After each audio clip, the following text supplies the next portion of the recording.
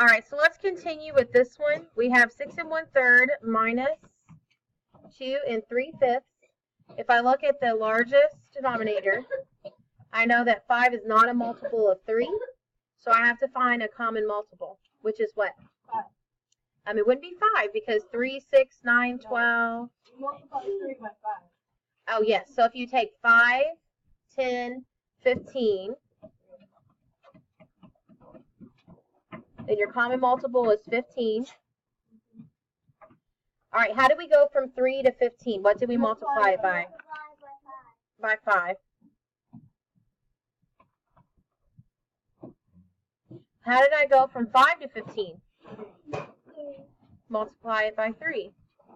So this is 3/3 and 5/5. It's like multiplying it by 1. That's why this works. 5 times 3 is 15. What's 3 times 3? 9. Very good. And then I see that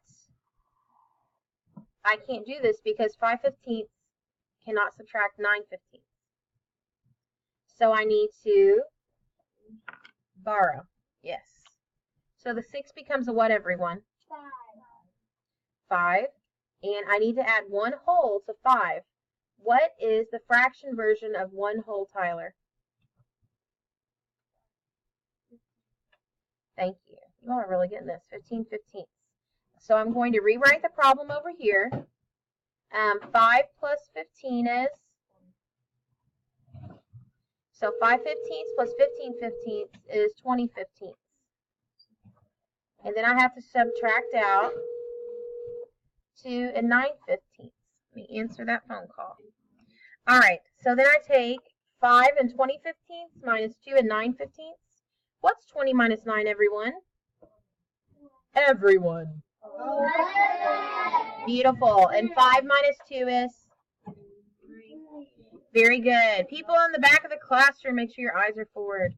All right, the second way to do this, we're going to do it very quickly because I've already went over it a couple times. You can make these into improper fractions and then simplify at the end. So what's the improper fraction for this one? 6 times 3 is 18 plus 1 is? 19. So 19/3. And then 5 times 2 is 10 plus 3 is? 15. Very good. Now I have to find the least common multiple or denominator. We already know from the other one that that's 15. This is why I don't prefer this method because look, now you have to figure out what 19 times 5 is. So you'd have to show that 19 times 5. That's not a pretty number, is it? And then we have to take 13 times 3, right?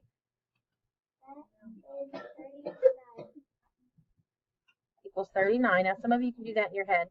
Okay, well, then you have to subtract it.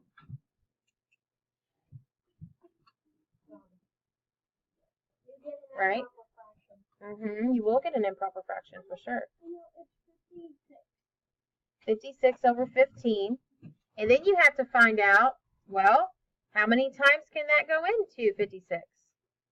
I know it can go in 3 times because that would make it 45. And I would have 11 left over. So you come up with the same answer, but there's quite a few different steps and quite a few different places that you might accidentally make a mistake. So maybe whenever your denominators are quite small, like 2 and 6, that might work, right? Because then you'd only have to multiply one number and not the other one. But this is an option. You are absolutely allowed to do this. Whichever method works best for you, I will accept it on your homework. Will I accept it? Yes. Very good. So, and we'll do a little bit more with this also, but I just want to make sure that you all know this is an option. Thank you.